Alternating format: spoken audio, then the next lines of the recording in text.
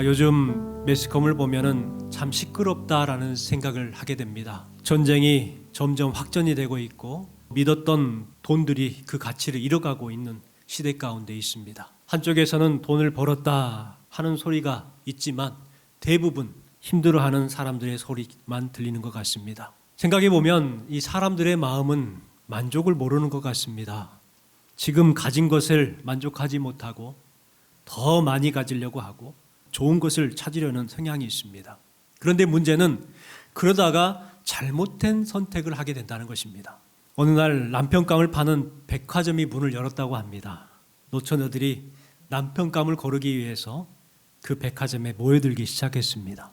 이 백화점에는 한 가지 규칙이 있었어요. 한번 엘리베이터를 타고 올라가면 다시는 내려올 수 없는 그러한 백화점이었습니다. 두 처녀가 남편을 고르기 위해서 기대를 가지고 그 백화점에 왔습니다. 1층에 갔더니 명품 남자들이 가득한 거예요. 직업이 좋고 가정적인 남자들, 돈이 많은 남자들이었습니다. 너무 비싸요. 그래서 엘리베이터를 타고 2층으로 올라갔더니 2층에도 괜찮은 남자들이 참 많은 거예요. 가정적인 남자들, 잘생겼고 멋있고, 그런데 조금씩 내 마음에는 들지 않습니다. 그래서 3층에 가면 더 좋은 남편감들이 있겠지 생각을 하고 3층으로 올라갔습니다. 그런데요, 3층에 갔더니 정말 젠틀한 남자들, 다 정장을 입고 멋있게 있는 거예요. 이야, 잘생겼어요. 4층으로 올라가면 더 좋은 남자들이 있겠지, 그런 생각을 가진 거예요. 이제 4층으로 갔더니 4층에 보니까 젊고 영한 분들이 많은 거예요. 그래도 조금 더 부족한 것 같아가지고 5층으로 딱 올라갔습니다. 그런데 5층에는 사람이 많은 거예요. 골라 바겐 세일을 합니다. 그러니까 보니까 다 떨이 총각들이 가득한 거예요. 후회가 막심했어요. 그런데 내려갈 수 있어요, 없어요? 내려갈 수가 없어요. 그래서 어쩔 수 없이 이 처녀들은 떨이 총각들을 한 명씩 골라서 남편감을 삼고 평생도록 후회했다는 그러한 이야기입니다. 그런 분들이 계셔요. 그때 그 남자와 결혼했으면 내가 이렇게 안 살았을 건데 저 남자를 만나가지고 여러분 다 5층에 올라간 거예요. 5층에 올라가서 지금 떨이 총각들을 만나가지고 이렇게 된 거 아니에요? 여러분, 사람의 욕심 때문에 이 기회를 놓치고 잘못된 선택을 할 때가 참 많이 있는 것 같습니다. 그리스도인들은 마음속에 욕심이 아니라 그리스도께서 사시는 사람들이 바로 그리스도인이라는 것을 기억하시기 바랍니다. 로마서 8장 9절 말씀해 보십시오. 누구든지 그리스도의 영이 없으면 그리스도의 사람이 아니라. 또 갈라디아서 2장 20절 말씀해 보니까 내가 그리스도와 함께 십자가에 못 박혔나니 그런즉 이제는 내가 사는 것이 아니요 그리스도께서 사신 것이라. 그리스도께서 내 안에 계신다는 거예요. 그 사람이 바로 그리스도인이라는 것입니다. 마음에 예수님이 계시는 여부는 매우 중요합니다. 그렇기 때문에 우리는 늘 우리의 마음을 살펴보아야 해요. 고린도후서 13장 5절 말씀해 보십시오.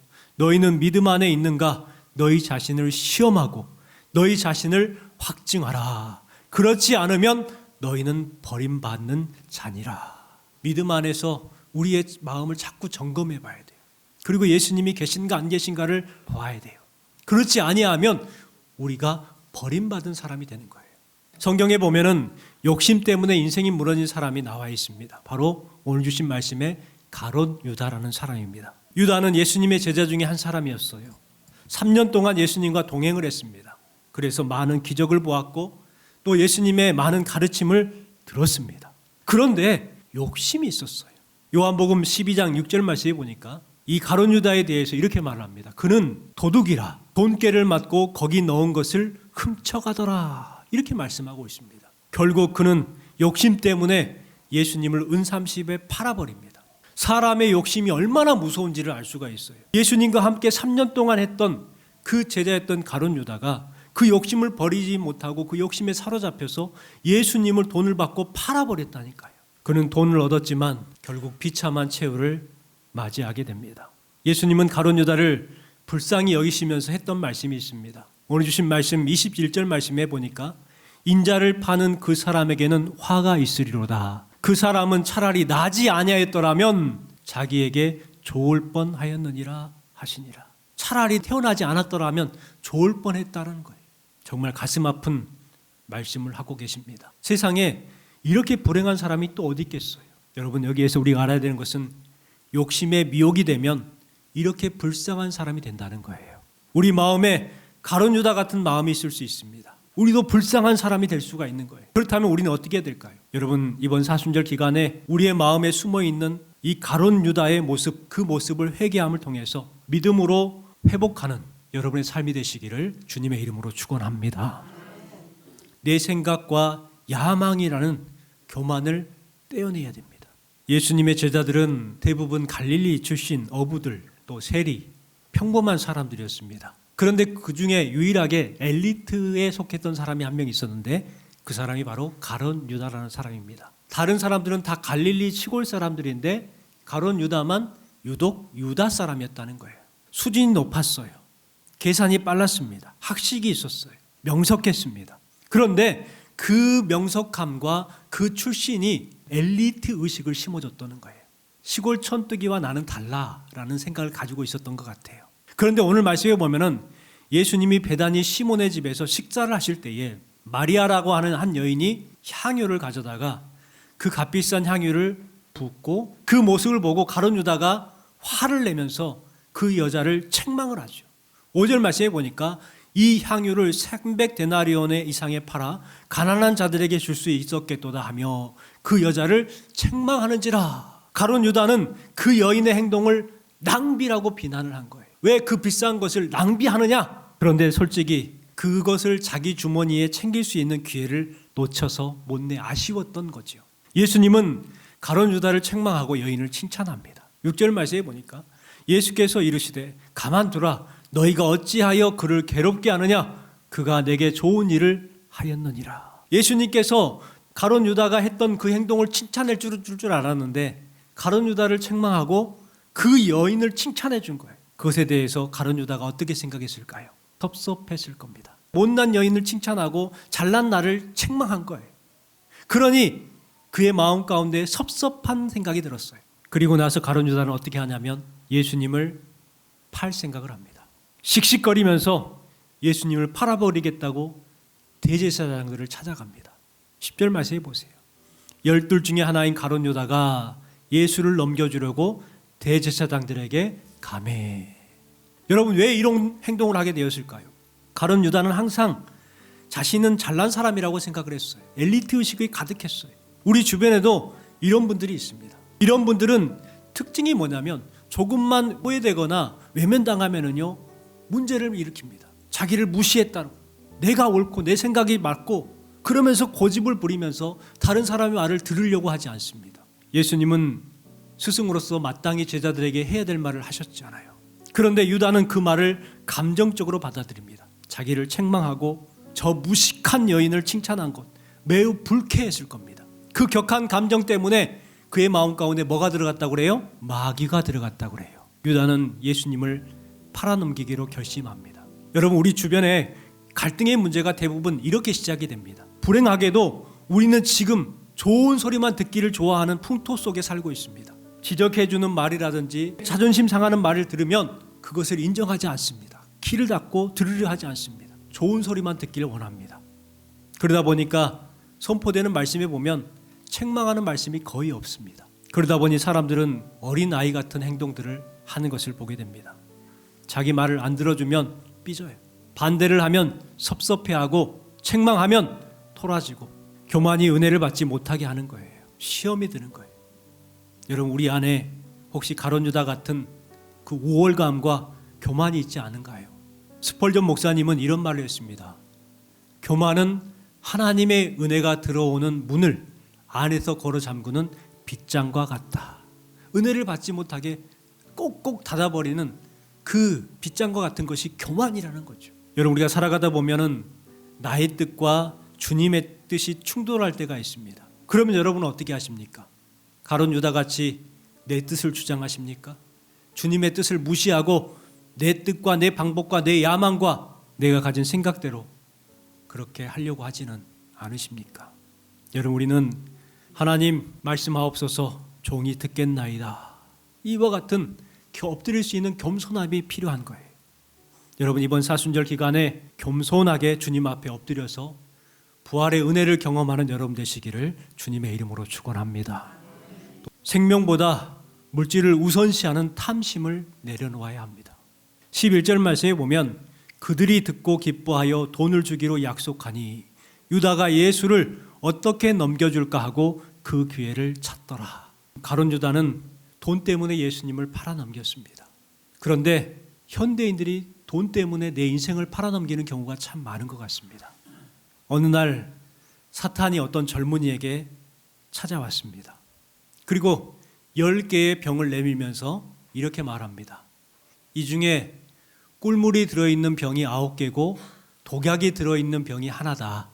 꿀물을 선택해서 마시면 내가 너에게 어마어마한 돈을 주겠다. 그렇게 이야기를 합니다. 그러니까 처음에는 내 인생을 걸고 도박할 수는 없다. 젊은이는 거부를 했어요. 그런데 자꾸 사탄이 유혹하는 거예요. 하니까 이 젊은이가 못 이기는 척 그 10개 중에 하나의 병을 선택을 합니다. 그리고 뜯어가지고 마셔봐요. 그런데 아싸, 꿀물인 거예요. 사탄한테 많은 돈을 받았습니다. 젊은이는 그 돈을 흥청망청 쓰기 시작합니다. 그런데요, 그 많다고 생각했던 것이 순식간에 없어졌어요. 또 마귀가 찾아와서 유혹을 합니다. 야, 이제 9병이 남았어. 이제 8대1이야. 해봐, 괜찮아. 젊은이는 두려운 마음을 가지고 또 하나의 병을 선택을 합니다. 그리고 따서 마셨더니 이번에도 꿀물인 거예요. 그래서 또 사탄에게 또 많은 돈을 받았어요. 술에 취하고 마약에 취하고 성병에 걸리고 그렇게 살아가다가 돈이 또 필요하게 된 거예요. 그렇게 한 병 한 병 선택해서 마시다 보니까 이 젊은이가 나이가 들어서 늙었습니다. 2병의 병이 있어요. 하나는 꿀물이고 하나는 독약입니다. 그 사람은 병 하나를 선택해서 뜯어서 마셨습니다. 어떻게 됐을까요? 아니에요. 꿀물을 마셨어요. 이겼다. 그런데 마귀가 그 사람을 보고 웃으면서 마지막 남은 그 병을 따서 자기가 마십니다. 독약이었을까요? 아니었을까요? 아니었어요. 10병 모두 다 꿀물이었어요. 마귀는요, 사람을 공격할 때에 죽이려고 공격하지 않아요. 시험에 빠뜨리려고 해요. 마귀가 그 사람에게 이렇게 말합니다. 처음부터 독약은 없었어. 그러나 너는 이미 돈이라는 독약에 죽어가고 있지 않니? 너는 돈 때문에 호송세월을 보냈고 지옥에서 고통을 받을 거야. 가룟 유다는 꿈 많고 총명한 젊은이였습니다. 성공을 향해서 야망이 있었던 사람입니다. 그래서 메시아, 구원자, 해방자, 만왕의 왕 예수님의 소문을 듣고 찾아와서 예수님의 제자가 되었습니다. 성공을 위해서 예수님을 따랐다는 거예요. 돈을 사랑하는 사람이었습니다. 사복음서에 보면은 이 가룟 유다가 등장할 때마다 꼭 이상하게 이 돈 문제가 함께 따라다녔다는 사실을 발견할 수가 있습니다. 유다는 생명의 가치보다 돈의 가치를 우선시했어요. 여러분 어떠신가요? 마태복음 26장 15절 말씀해 보세요. 내가 예수를 너희에게 넘겨주리니 얼마나 주려 하느냐. 마귀에게 꿀물을 한 병씩 한 병씩 얻어 마시면서 자기의 인생을 팔아버린 것처럼 가룟 유다가 그렇게 하고 있었다는 거예요. 여러분 가룟 유다를 어떻게 생각하십니까? 가룟 유다의 이야기는 그 사람만의 이야기일까요? 아니에요. 저와 여러분의 이야기예요. 우리 안에도 그런 욕심이 있어요. 하나님을 가시라고 생각하지만 정작 하나님을 골드라고 생각하죠. 두 손을 모아서 하나님 앞에 기도해요. 입으로는 하나님을 찾지만 그 기도의 핵심이 뭐예요? 골드를 찾고 있는 거예요. 그러면서 돈을 믿고 돈을 소망을 걸고 돈을 사랑합니다. 오늘 이 나라의 위기가 어디서 오게 됐을까요? 이 세상이 이렇게 혼란스러운 이유가 뭘까요? 돈 때문 아닙니까? 교회의 위기가 어디서 왔냐고요? 믿는 사람들의 영적인 위기가 어디서 왔냐고요? 갓을 골드로 착각했기 때문에 그래요. 돈을 우선시하는 시대의 풍조에 따르기 때문에 이와 같이 힘들어진 것 아닐까요? 어제도 이야기를 하면서 그런 이야기를 들었어요. 요즘 주식이 많이 올랐잖아요. 그런데 어떤 남자가 삼성전자 주식을 5만 원대 사놨다는 거예요. 지금 20만 원 올라갔었으니까 3배 이상 벌었잖아요. 그래서 야, 이 돈을 가지고 팔아서 내가 장비를 좀 사야 되겠다 생각을 했는데 알고 보니까 아내가 8만 원대 팔아버렸다는 거예요. 그러니까 이 남편이 화가 나가지고 대판 싸웠겠죠. 그래서 이혼을 했다는 거예요. 그래도 번 거잖아요. 속상하다고 싸우고 이혼했다는 거예요. 이런 풍조, 이런 시대 가운데 우리가 살아가고 있어요. 주변에 보면 돈 벌었다는 사람이 한 명도 없는 것 같아요. 한쪽은 벌지만 한쪽은 물려있어. 그런 분들이 대부분이에요. 그런데도 거기에 목숨을 걸고 그렇게 하는 사람들이 참 많다. 이 시대가 그런 시대다. 여러분, 우리는 이런 시대에 어떻게 살아가야 될까요? 로마서 12장 2절 말씀을 같이 읽어보겠습니다. 너희는 이 세대를 본받지 말고 변화를 받아 하나님의 선하시고 기뻐하시고 온전하신 뜻이 무엇인지 분별하도록 하라. 여러분, 세대를 본받지 말고 세상의 풍조에 따라가지 말고 하나님의 선하시고 기뻐하시고 온전하신 뜻이 뭔지를 우리는 분별할 줄 아는 삶을 살아가야 될 줄 믿습니다. 마지막 세 번째는요, 회개의 기회를 막는 자존심을 내려놓아야 됩니다. 본문에 보면 예수님께서 제자들과 함께 유월절 만찬을 나누시면서 가룟 유다에게 직접적으로 경고하시는 말씀이 여러 번 기록되어 있다는 것을 알 수가 있습니다. 그러니까 가룟 유다의 행동이 앞으로 어떻게 될 것이다, 자꾸 가룟 유다에게 이제 알려주는 거예요. 예수님은 가룟 유다의 마음을 이미 알고 계셨어요. 그가 어떻게 할지를 아셨어요. 그래서 유다에게 회개할 기회를 주셨습니다. 그런데 이 유다가요, 회개하기는커녕 오히려 반항합니다. 예수님을 팔기로 결심합니다. 그 이유가 뭘까요? 바로 자존심입니다. 예수님은 분명 말씀합니다. 너희 중에 한 사람, 곧 나와 함께 먹는 자가 나를 팔리라. 다른 제자들은 예수님께 궁금해서 묻습니다. 예수님, 혹시 접니까? 저는 아니지요. 저는 아니지요. 이렇게 예수님 앞에 묻고 있는데 가룟 유다는 물어보지 않아요. 가룟 유다는 가만히 있어요. 저거 나드드라고 하는 소리야? 자존심 상하네. 나 찌르는 소리야? 그런 생각을 막 가지고 있었을 거예요. 오히려 속상해했고 자존심 상해했다는 거예요. 예수님께서는 그 가룟 유다의 마음을 아시고 또 기회를 주십니다. 12 중 하나, 곧 나와 함께 그릇에 손을 넣은 자, 그가 나를 팔리라. 나를 파는 그에게는 화가 있으리로다. 그는 차라리 나지 않았다면 좋았을 뻔하였느니라. 이렇게까지 말씀을 하셨어요. 이렇게까지. 하지만 유다는 회개하지 않았습니다. 자존심 상해했습니다. 여러분은 들려지는 말씀을 혹 가룟 유다와 같이 듣고 계시진 않습니까? 저거 나들이라고 하는 소린가? 나 찌르는 소리 아닌가? 베드로와 가룟 유다의 차이가 뭘까요? 둘 다 예수님을 배신했죠. 그런데 결과가 완전히 달라요. 베드로는 예수님한테 용서함 받고 사도의 사명을 감당해 나갑니다. 근데 유다는요, 자존심 상한다고 예수님 앞에 나아가 회개하지 않아요. 나무에다 줄을 매달고 목매어 죽습니다. 우리에게 필요한 자세가 무엇일까? 과거 때문에 가룟 유다와 같은 선택을 하지 않으셨으면 좋겠습니다. 자존심 상한다고 나는 절대로 용서 구하지 않겠다, 어리석은 행동을 해서는 안 된다는 거예요. 차에 보면은 차의 앞유리가 크잖아요. 반면에 백밀러는 어때요? 작잖아요. 그 이유가 뭔 줄 아세요? 그런 거 한 번도 생각 안 해보셨죠? 앞을 많이 보고 살아가야 돼요. 자꾸 뒤를 보면서 이거에 매달려 이 조그마한 걸 보려고 하면 안 되는 거예요. 그런데 안 볼 수는 없죠. 그래서 뒤에 돌아보면서 내가 살아왔던 과거를 한 번씩 살펴보고 앞으로 살아가야 될 삶에 대해서 방향성을 가지고 나아가는 것. 이게 차 앞유리가 큰 것이고 뒤를 보는 백밀러는 작은 이유가 아닐까요? 여러분, 가룟 유다처럼 뒤의 것 때문에 여러분의 삶을 포기하지 마십시오. 이 사순절 기간은 바로 그와 같은 의미가 있는 거예요.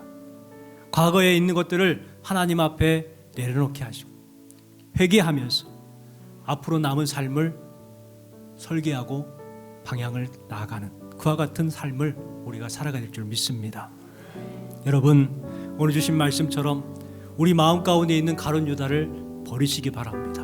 교만과 탐심과 자존심을 내려놓으시고 오직 주님의 마음을 품고 주님께서 우리에게 허락하시는 부활의 아침을 맞이하는 여러분 되시기를 주님의 이름으로 축원합니다.